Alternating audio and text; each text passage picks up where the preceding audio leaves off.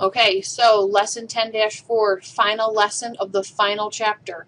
And we're going to talk about cash flow and budgeting. So we're going to develop and interpret a cash flow chart, develop and interpret a frequency budget plan, develop and interpret a year-long expense budget plan. We're really not so much going to develop these as we are going to look at them and take a look at what's involved with them, as well as what each of them shows you. So first we're going to do our key terms as always. Cash flow analysis. This is a detailing of how money comes in and how money goes out over a fixed period of time. So you're analyzing how your money's coming in and how your money's going out. There's also just a cash flow, and this is the money that goes in and out of a budget within a fixed period of time. So if you want to see what your cash flow is for a year or for a month, you look and see in your budget, okay, what part is coming in and how is it coming in, and then where is my money going out.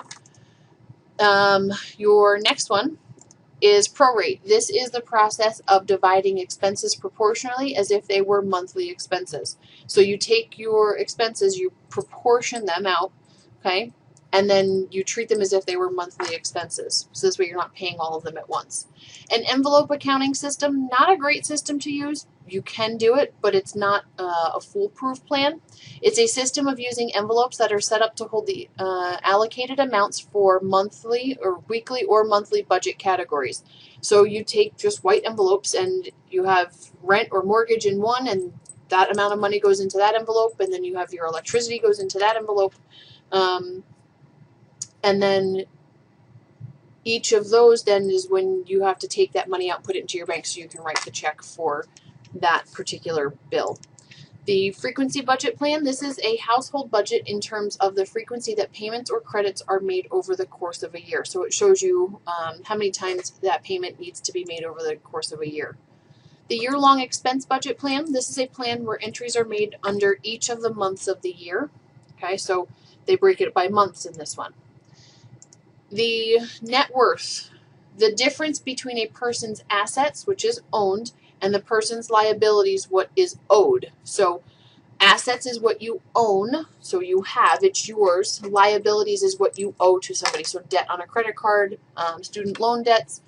Assets would be your car, your house. That's if you own them outright. Assets, these are person's property or what is owned. And liabilities, a person's debt or amount that is owed to somebody. A debt reduction plan is a plan to improve a debt-to-income ratio by doing some or all of the following. Lower debts with the highest interest rate, so if you have credit cards or if you have a mortgage or a car loan that has a really high interest rate, you want to pay that off first because you're spending a lot of money on interest where that could be going to something else. Pay more than the minimum amount. Look for ways to cut costs daily, so if you go get coffee every day, take that out of your budget. Make the coffee at home. Save yourself a little bit. Those little bits add up over time.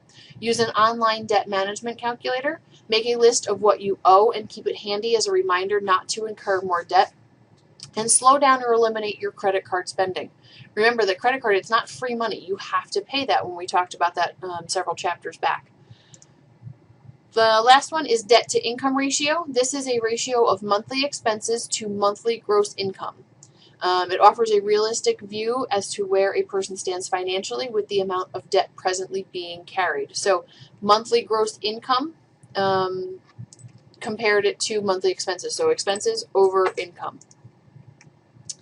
And how do you plan for expenses, reduce debt, and grow savings? So what types of modifications might a person make to his or her lifestyle based upon a budget? And how do you plan for your monthly expenses? So what are some things that you could do to your budget to help you if you don't have enough money to pay your bills? What are some things that you could do there? Or what can you change in your lifestyle in your everyday to help you balance your budget and what you're spending is the same as what you're taking in? So you need to finish this in your notes, and then you also need to turn those in on a separate sheet of paper, please. So we go into some of our examples. Dave and Joan want to chart their monthly cash flow. Create a spreadsheet that will help them keep track of their income and expenses for the month. So I'm going to show you what it looks like here on the next slide. I'm not going to ask you to do this in Excel. We don't have access to computers right now. So in Excel, this is what it would look like. Your income goes in one category, and then we total it up. Your fixed expenses go here. Your variable expenses are all in here. Again, your income is after taxes come out. Your fixed expenses, they are the same from month to month. So every month, the renter's insurance will be 50. All of these values will be exactly the same. And then those are totaled. Your variable expenses, these change from month to month. So right now for this particular month, we're at 2,000. Your non-monthly expenses, so these are per year. And then it has a total of what those monthly expenses are per month. And then you'll see the total expenses, so everything that you're paying out is $5,990. And then you'll see the monthly cash flow of $110 here. So that's what's left over. If that were a negative value, that would mean that they don't have enough money coming in for what they are paying. So they would probably have to reduce their dining out. Their variable expenses would have to change. So their entertainment would have to change. Their debt reduction would have to change. So this cash flow here tells you, if it's positive, that they have $110 left over per month. So they're doing pretty well. So if we go to check your understanding, suppose that the cash flow had been negative $160. What advice might you give to Dave and Joan? So I want you to finish this in your notes as well as turning it in on a separate sheet of paper. So there should also be an answer in your notes here. Now for example 2, 3, 4, we're going to skip those as well as all of the check your understandings. So go ahead and write skip in every one of those, and I'm going to quickly go through them. So again, we're skipping 2, 3, and 4 as well as the check your understandings in between.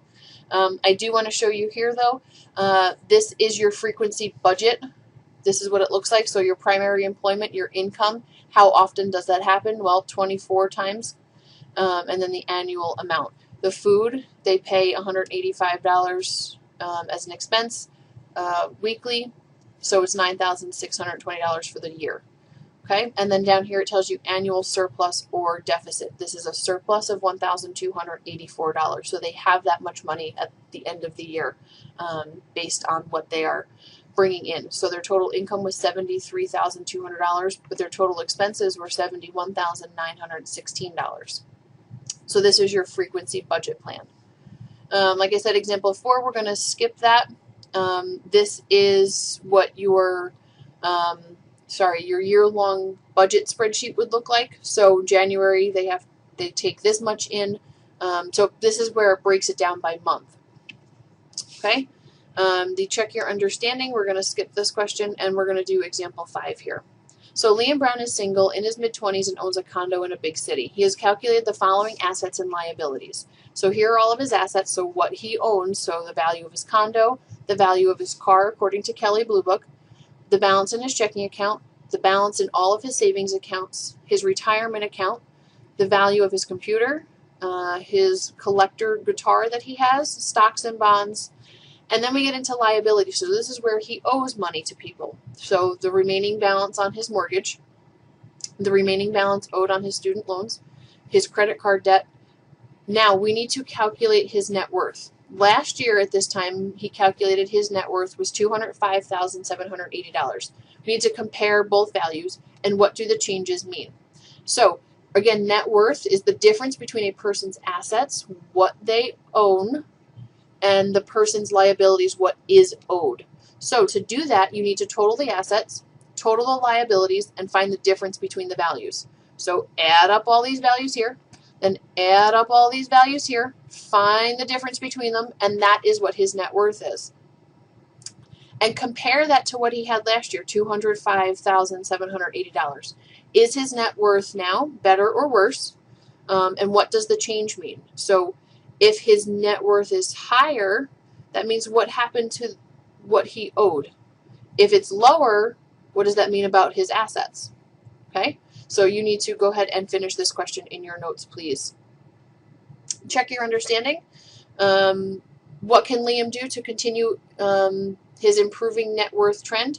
Well, he can save more money and he can pay down his debt. So all of those liabilities that he still has to take care of, if he pays those down quicker, that will improve his net worth. So example 6, Tomi's monthly liabilities and assets are shown in the table here. So here are his monthly liabilities or his debt, and here's his monthly pre-tax assets or his income. we need to calculate his debt to income ratio. Debt to income, debt over income. And then express that ratio as a percent. So total the assets, which in this case is here. Total the liabilities, which is here, his debt. Debt to income. This value divided by this value. That's your ratio. Then you need to convert that to a percent. Take this value, divide it by this value, multiply by 100. You need to finish this question in your notes, please. And check your understanding after example 6. We're going to skip that. And that's it for chapter 10. We are all done.